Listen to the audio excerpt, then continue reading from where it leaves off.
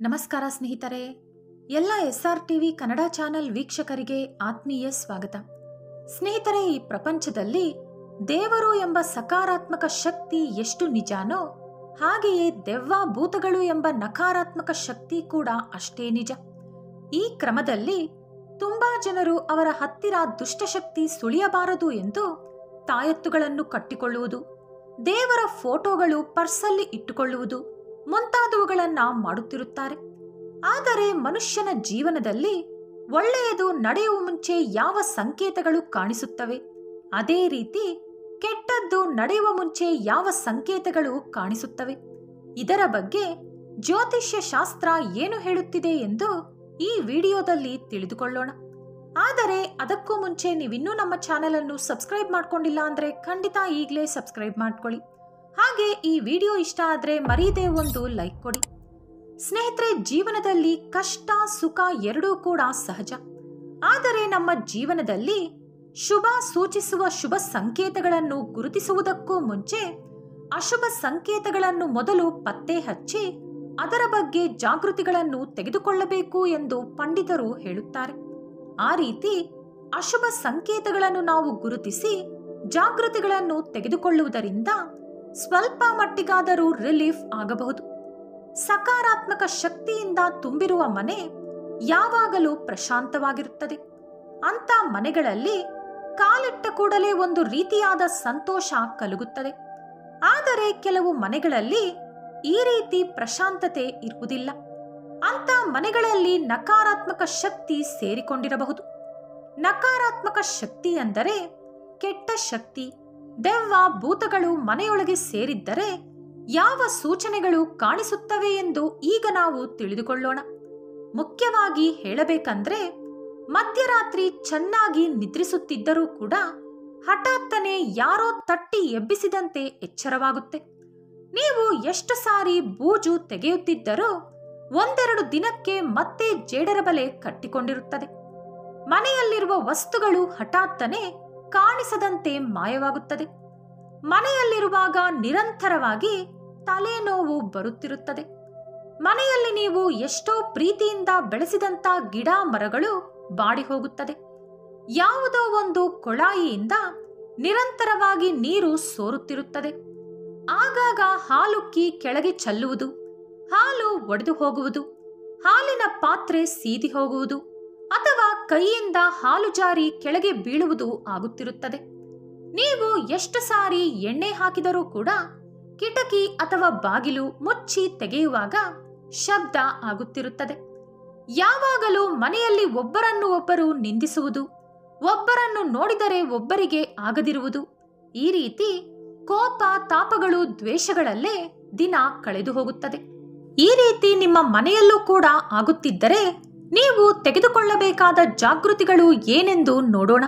ಸ್ನೇಹಿತರೆ, ನೀವು ಬಳಸಿದಂತ ಪಾತ್ರೆಗಳಾಗಿರ್ಬೋದು ಅಥವಾ ಉಟ್ಟು ಬಿಚ್ಚಿರುವಂತ ಬಟ್ಟೆಗಳಾಗಿರ್ಬೋದು, ಒಗೆದಿರುವಂತ ಬಟ್ಟೆಗಳಾಗಿರ್ಬೋದು ಮುಂತಾದವುಗಳನ್ನ ಅದರ ಜಾಗಕ್ಕೆ ಅದನ್ನ ಸೇರಿಸಬೇಕು.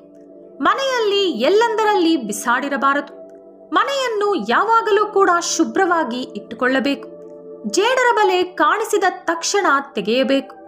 ಜಿರಳೆಗಳು ಬರುವ ಅವಕಾಶ ಕೊಡಬಾರದು.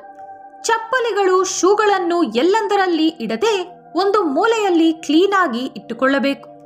ಮನೆ ಬಾಗಿಲಿಗೆ ತೋರಣ ಕಟ್ಟಿದ್ದರೆ ಅದು ಒಣಗದಂತೆ ನೋಡಿಕೊಳ್ಳಬೇಕು. ಬಾಡಿ ಹೋದಂತಹ ಗಿಡ ಮರಗಳನ್ನು ಇಟ್ಟುಕೊಳ್ಳಬಾರದು. ಬಾತ್ರೂಮ್ ವಾಸನೆ ಬರುವ ಮುಂಚೆ ಶುಭ್ರವಾಗಿ ತೊಳೆದಿಟ್ಟುಕೊಳ್ಳಬೇಕು. ಪ್ರತಿದಿನ ಸ್ನಾನ ಮಾಡಬೇಕು. ದೀಪ ಯಾವಾಗಲೂ ಮನೆಯಲ್ಲಿ ಉರಿಯುತ್ತಿರುವಂತೆ ನೋಡಿಕೊಳ್ಳಬೇಕು. ಇದಲ್ಲದೆ ಪಂಡಿತರು ಹೇಳಿರುವಂತಹ ಕೆಲವು ಪರಿಹಾರಗಳು ಕೂಡ ನೋಡೋಣ. ಕೆಲವು ತುಳಸಿ ಎಲೆಗಳನ್ನು ತೆಗೆದುಕೊಂಡು ಅದನ್ನು ಜಜ್ಜಿ ರಸ ತೆಗೆದು ಆ ರಸವನ್ನು ನೀರಿನಲ್ಲಿ ಬೆರೆಸಿ ದೇವರ ಮಂತ್ರ ಹೇಳುತ್ತಾ ಅಥವಾ ಮಂತ್ರ ಬರೆದಿರುವವರು ದೇವರ ನಾಮವನ್ನು ಜಪ ಮಾಡುತ್ತಾ ಆ ನೀರನ್ನು ಮನೆಯೆಲ್ಲ ಚಿಮುಕಿಸಿಕೊಳ್ಳಬೇಕು. ಇದರಿಂದ ದುಷ್ಟಶಕ್ತಿಗಳು ಮನೆಯ ಒಳಗೆ ಬರುವುದಿಲ್ಲ. ಮನೆಯೊಳಗಿರುವ ನಕಾರಾತ್ಮಕ ಶಕ್ತಿ ಕೂಡ ಹೊರಗೆ ಹೊರಟು ಹೋಗುತ್ತೆ. ಇದ್ದಿಲು ಅಥವಾ ತೆಂಗಿನ ಚಿಪ್ಪನ್ನು ಚೆನ್ನಾಗಿ ಸುಟ್ಟು ಅದರ ಮೇಲೆ ಸ್ವಲ್ಪ ಇಂಗು ಪುಡಿ ಚೆಲ್ಲಬೇಕು. ಅದರಿಂದ ಬರುವ ಹೊಗೆಯನ್ನು ಮನೆಯಿಡೀ ತೋರಿಸಬೇಕು. ಆಗಲೂ ಕೂಡ ದುಷ್ಟಶಕ್ತಿ ಅಲ್ಲಿ ಉಳಿಯಲ್ಲ. ಇನ್ನು ಮನೆಯಲ್ಲಿ ವರ್ಷಕ್ಕೆ 1 ಸಾರಿಯಾದರೂ ನಿಮ್ಮ ಅನುಕೂಲಕ್ಕೆ ತಕ್ಕಂತೆ ಚಿಕ್ಕ ಪೂಜೆ ಅಥವಾ ವ್ರತ, ಹೋಮ, ಯಜ್ಞ ಯಾವುದಾದರೂ ಒಂದು ಪಂಡಿತರ ಕೈಯಿಂದ ಮಾಡಿಸಬೇಕು. ಇದು ಸಾಧ್ಯವಾಗುವುದಿಲ್ಲ ಅನ್ನುವರು ಯಾರಾದರೂ ಪಂಡಿತರನ್ನು ಮನೆಗೆ ಕರೆದು ನಿಮ್ಮ ಕೈಯಲ್ಲಾದ ದಾನ ಮಾಡಬಹುದು.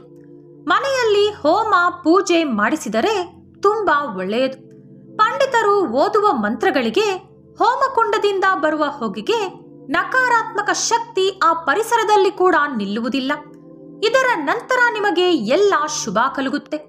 ಸಕಾರಾತ್ಮಕ ಶಕ್ತಿ ನಿಮ್ಮ ಮನೆಯೊಳಗೆ ಪ್ರವೇಶಿಸುತ್ತೆ. ಧನಾಕರ್ಷಣೆ ನಡೆಯುತ್ತೆ. ಸ್ವಲ್ಪ ಜೀರಿಗೆ ಹಾಗೂ ಕಲ್ಲುಪ್ಪನ್ನು ಚೆನ್ನಾಗಿ ಕುಟ್ಟಿ ಪುಡಿ ಮಾಡಿಕೊಳ್ಳಬೇಕು. ಆ ಮಿಶ್ರಣವನ್ನು ಸ್ವಲ್ಪ ನಿಮ್ಮ ಮನೆ ಮುಖದ್ವಾರದ ಮುಂದೆ ಚೆಲ್ಲಬೇಕು. ದುಷ್ಟಶಕ್ತಿ ನಿಮ್ಮ ಮನೆಯೊಳಗೆ ಇದೆ ಎಂಬ ಅನುಮಾನ ನಿಮಗಿದ್ರೆ ಈ ಮಿಶ್ರಣವನ್ನು ಸ್ವಲ್ಪ ಸ್ವಲ್ಪ ನಿಮ್ಮ ಮನೆಯಲ್ಲಿರುವ ಎಲ್ಲಾ ಬಾಗಿಲುಗಳು, ಕಿಟಕಿಗಳ ಪಕ್ಕದಲ್ಲೂ ಕೂಡ ಪ್ರತಿದಿನ ರಾತ್ರಿ ಮಲಗೋ ಮುಂಚೆ ಚೆಲ್ಲಿ ನಿದ್ರಿಸಬೇಕು. ಆಗ ಮನೆಯೊಳಗೆ ನಕಾರಾತ್ಮಕ ಶಕ್ತಿ ಬರುವುದಿಲ್ಲ, ಸಕಾರಾತ್ಮಕ ಶಕ್ತಿ ಹೆಚ್ಚಾಗುತ್ತದೆ. ನೀವು ಪ್ರತಿ ಬಾರಿ ಮನೆ ಒರೆಸುವಾಗ ಆ ನೀರಿನೊಳಗೆ ಕಲ್ಲುಪ್ಪನ್ನು ಹಾಕಿ ಒರೆಸಿಕೊಳ್ಳಬೇಕು. ವಾರಕ್ಕೆ 2 ಸಾರಿಯಾದರೂ ಕರ್ಪೂರ ಹಾಗೂ ಲವಂಗ ಹಾಕಿ ಸುಡಬೇಕು.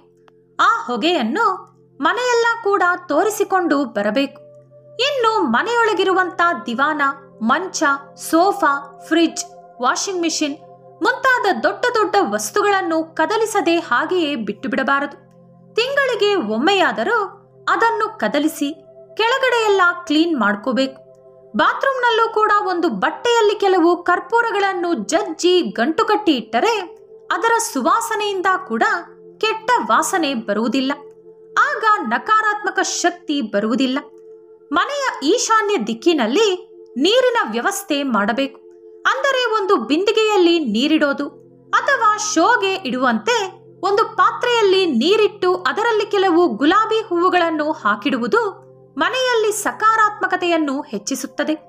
ಇದೆಲ್ಲ ಮಾಡಿದರೆ ನಕಾರಾತ್ಮಕ ಶಕ್ತಿ ನಿಮ್ಮ ಆಸುಪಾಸಿಗೂ ಬರುವುದಿಲ್ಲ.